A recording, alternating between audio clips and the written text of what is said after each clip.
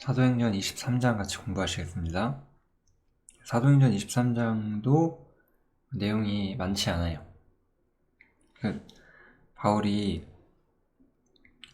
이제 유대인 회중 가운데서 말을 했고, 그것 때문에 이제 소요가 발생하게 되고, 그 다음에 이제 어떤 일이 일어났는지 간단히 기록이 되어 있습니다. 한번 살펴볼게요. 바울은 이스라엘 형제들한테 내가 항상 양심을 따라서 하나님을 섬겼다라고 이야기를 하고 있어요. 신앙에서 진짜 제일 중요한 건 이거죠. 어떤 다른 근거가 아니라 양심을 따라서 하나님을 섬겼다는 것. 그랬더니 그때 대제사장이었던 아나니아가 바울을 치라고 말을 해요. 그러니까 바울이 이제 그 사람을 책망을 하는 거죠. 너는 회칠한 담이다. 하나님이 너를 치실 것이다. 네가 나를 율법대로 판단한다고 앉아서 율법을 어기고 나를 치라고 하느냐. 그러면서 그들의 외식을 책망을 해요. 여기서 우리가 볼 수 있는 것은 성령님께서는 분명히 사실 예루살렘으로 인도하시는 것이 아니었어요. 그렇지만 예루살렘에 왔고, 예루살렘은 전혀 마음을 돌이키지 않았고 더 강팍해졌고 바울과 맞서고 있는 거죠, 지금.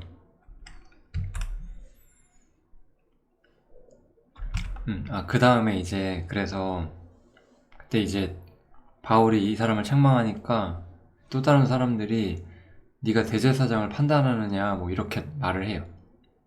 그러니까 바울이 내가 그건 대제사장인지 몰라서 그랬다 뭐 이런 또 말도 나옵니다. 뭐 이런 여러 가지 대화와 분쟁들이 있는데 제가 그것들을 다 기록하지 않은 이유는 그냥 그 모습들 전부가 다 이스라엘의 열매를 맺지 못하고 그냥 무익한 다툼만이 일어나고 있는 모습들이 계속되고 있다.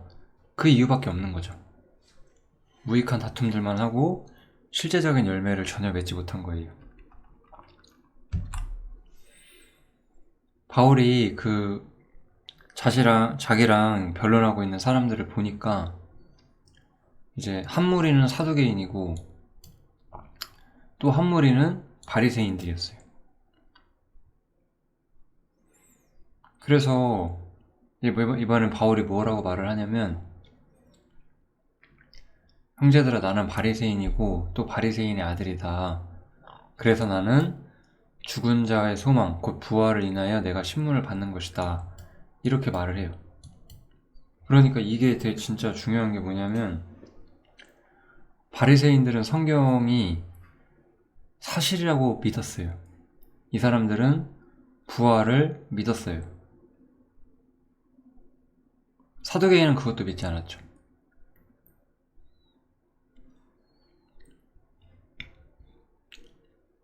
그래서 이 말을 듣고 나서 그래서 바리새인과 사두개인 사이에 다툼이 생겨서 또 나뉘어서 싸워요. 사두개인은 부활도 없다 그랬고 천사도 없다 그랬고 영도 없다 그러고 바리새인은 다 있다고 하기 때문에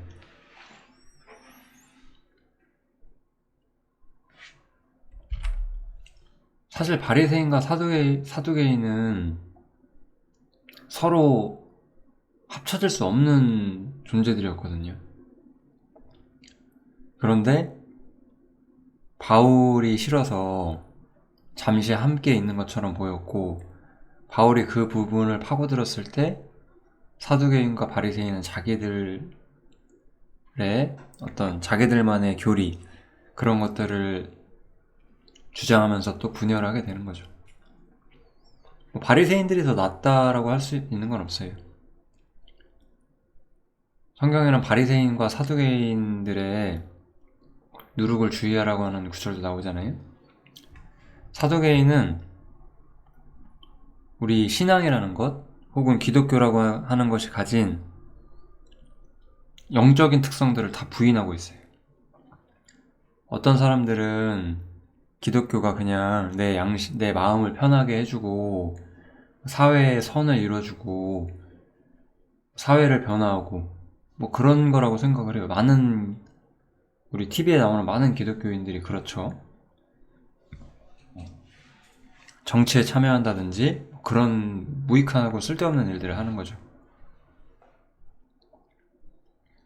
바리새인들은 그런 영원한 것들을 믿으면서도 육신적인 사람들이었어요. 어쨌든 사두개인과 바리새인들은 영원한 것을 믿는 사람과 믿지 않는 사람이기 때문에 서로 다투게 돼요. 근데 사실 결론은 바울이 이 얘기를 하는 게 무슨 소용이 있습니까? 제가 말하고 싶은 결론은 그거예요. 바울은 사두개인과 바리새인들이 섞여 있는 걸 보고 이 얘기를 했고 그것 때문에 또 분쟁이 일어나게 됐는데 그렇다고 달라지는 건 아무것도 없었어요. 왜냐하면 이 예루살렘은 성령의 인도함을 받아온 곳이 아니었어요. 그래서 여기에서는 열매를 맺지 못하고 있는 거죠. 그래서 크게 어떤 헌화가 일어나요. 소요라든지 다툼, 아무튼 그런 걸 헌화라고 하는 거죠. 옛날 말로. 이렇게 헌화가 일어나게 되었고 바리새인 중에 몇 명은 저 사람이 나쁜 건 없다. 율법에 열심이면서 바울을 옹호하는 사람들도 있었나 봐요. 뭐 이것 때문에 아마 바울이 그 얘기를 한 걸 수도 있겠죠. 근데 이렇게 어떤 바리새인 중에 몇 명이 바울을 옹호한다고 해서 이 옹호가 중요한가요? 가끔씩 우리가 무슨 이야기를 하면은 사실 전혀 신앙이 우리랑 맞지 않은데 그냥 네 말 되게 좋은 것 같다라고 하는 사람들도 있어요. 하다 보면은 옹호 받으시면 뭐 하려고요? 아무 소용 없잖아요. 누군가가 우리한테 맞서고 누군가는 우리의 신앙을 부인하고 그 부인하는 이유가 신앙이 가진 모든 영적인 원리들을 다 부인하는 사람들, 창조주가 어딨냐, 영혼이 어딨냐, 그런 건 안 보인다라고 하는 사람들과 혹은 나는 기독교인이고 영원한 것들을 믿지만 니네 교리는 잘못된 것 같다라고 하는 사람들도 있을 것이고요. 그중에 어떤 사람들은 저 사람들 말도 맞는 것 같다 라고 하지만 사실 돌아오지 않는 사람도 있잖아요. 그냥 여전히 자신의 현재 상태에 만족하면서 내 말에 옹호한다고 해서 그 사람들이 복음을 받아들이는 것도 아니에요. 그러니까 저는 여기서 바울이 한 어떤 행동들, 말들은 바울이 뭐 틀린 말을 하거나 잘못된 식으로 말할 일은 거의 없을 거예요. 그렇지만 전반적으로는 절대로 성공할 수 없는 지역이다. 성령의 인도함이 없었고 예루살렘은 하나님의 목적 가운데 이식이 없었어요. 그러니까 복음이 들어가지 않았겠죠. 아무튼 그래서 커다란 분쟁들이 계속해서 일어나게 되었고 바울이 이 헌화 가운데서 화난 군중들에게 막 죽을 수도 있게끔 되게 위험해 보였는지 천부장이 바울을 보호해요. 이렇게 군사들을 시켜서 바울을 빼앗아 가지고 영문 안으로 들여보내오는 거죠. 여러 형태의 많은 기독교인들이 있지만 받아들이지 않는 무리들로 가득 차 있었던 그런 예루살렘의 모습이죠. 그날 밤에 주께서 바울 곁에 서서 이르시되 담대하라. 내가 예루살렘에서 나의 일을 증거한 것 같이 로마에서도 해야 될 것이다. 이렇게 말씀을 해주세요. 아마 우리가 복음 전하거나 그럴 때 때로는 이 구절을 보신 적이 있을 수도 있을 것 같아요. 이렇게 담대하게 복음 전하셔야 돼요. 뭐 이런 식으로 목회자들이 설교를 하거나 우리 스스로도 이렇게 담대하게 해야지 뭐 이렇게 아마 묵상을 하실 수도 있지 않았을까 싶네요.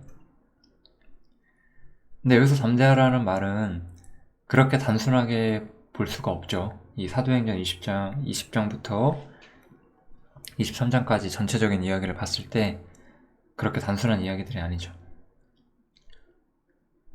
이 사건들은 결론은 이거예요. 제가 여기다 좀 메모를 해놨는데 어렵게 느껴질 수도 있을 것 같아서 처음부터 예루살렘에 온 것은 성령의 인도함은 아니었어요.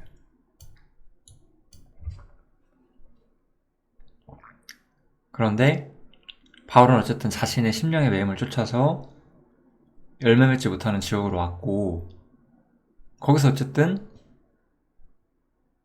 말을 하고 있었고 믿지 않는 사람들 사이에서 말해야 되는 상황이 되었고 그래도 물러서진 않았어요. 사실 물러섰어도 상관은 없다라고 저는 생각을 해요. 그런데 어쨌든 물러서지 않았고 어쨌든 바울이 자기 의를 세우려고 이렇게 한 건 아니잖아요. 우리가 내 말을 들어주는 사람들, 그 사람들한테 무언가를 쓸데없이 입을 열어서 하는 것은 자기 의를 세우는 일일 수도 있어요. 그렇지만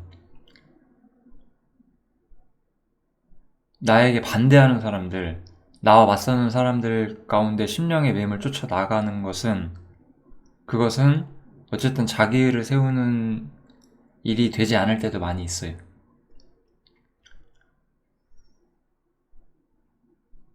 이거는 누구 앞에서 말을 하느냐가, 복음을 누구 앞에서 말을 하느냐가 되게 중요한 거예요. 그래서 바울은 어쨌든 믿지 않는 사람들 사이에서 말을 한 거고 성령의 인도함은 아니었지만 주님께서는 여전히 바울을 위로해 주시고 있는 거죠. 담대하라고. 네가 이렇게 예루살렘에서 나의 일을 증거한 것처럼 로마에서도 하게 될 것이다.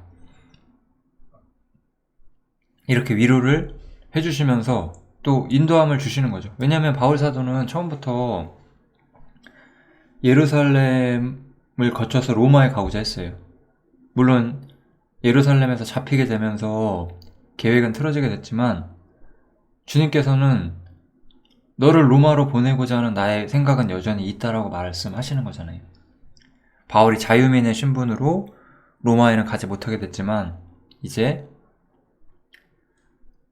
그 죄인의 신분이긴 하지만 어쨌든 로마에 가서 로마의 고관들에게 어쨌든 다시 한번 복음을 전할 기회가, 물론 그들도 받아들이지 않을 수도 있지만요. 이래서 바울이 로마에 여전히 가게 된다. 이런 것들에 대한 어떤 예언과 위로를 성령님께서 해주시는 거죠. 이 누가복음과 사도행전은 그 수신자가 데오빌로잖아요. 데오빌로는 로마의 높은 신분의 사람이었다고 추정이 되고 누가는 데오빌로에게 각하라고 부르죠. 어떻게 로마의 고관들에게도 이 하나님 말씀이 들어가는 계기가 되었는가, 이런 것들을 좀 보여주려고 하는 게 아닐까, 그런 생각도 좀 해볼 수 있게 됩니다. 아무튼 사도행전 23장은 이 정도면 사실 전부 다 끝난 거예요. 이 성령님의 위로, 이 부분이 가장 중요하다고 할 수가 있죠. 이 뒷부분은 이제 그 다음에 바울에게 있었던 일인데 뭐 그냥 쭉 읽고 넘어가시면 돼요. 바울을 죽이겠다고 맹세한 사람들이 있고 이제 바울의 생질이 그것을 먼저 정보를 입수하게 돼가지고 로마에게 바울의 안전을 지켜달라 이렇게 이야기를 하고 이제 로마 그 천부장이 바울을 보호해주죠. 그러면서 이제 그 총독에게 편지를 보내요. 그 편지의 내용인데 유대인들이 이 사람을 송사하는 것은 저희 율법 문제에 관한 것뿐이요 죽이거나 결박할 사건은 없었다라고 편지를 보내요.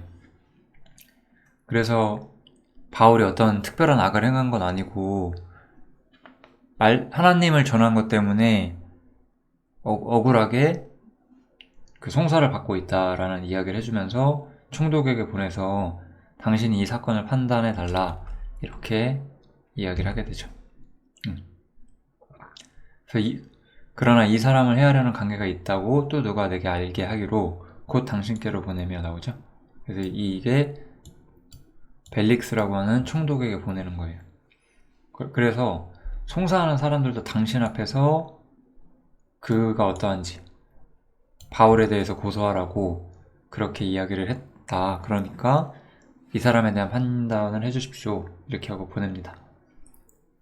사도행전 23장 이 성령님께서 분명 인도함은 아니었지만 이 사람은 바울은 이 사이에서 말하게 되었고 여전히 하나님의 계획과 위로는 여전하다는 거. 우리가 분명 잘못된 방식으로 행동할 때도 있어요. 성령님의 인도가 없는 쪽으로 우리가 움직일 수가 있거든요. 근데 한 번 그런다고 해서 우리를 향한 하나님의 손길이 끊어지지 않는다는 거죠. 그런 것들을 믿는다는 것은 아주 우리에게 기쁜 일이 되지 않을까 생각이 듭니다. 사도행전 23장 여기서 마치겠습니다. 감사합니다.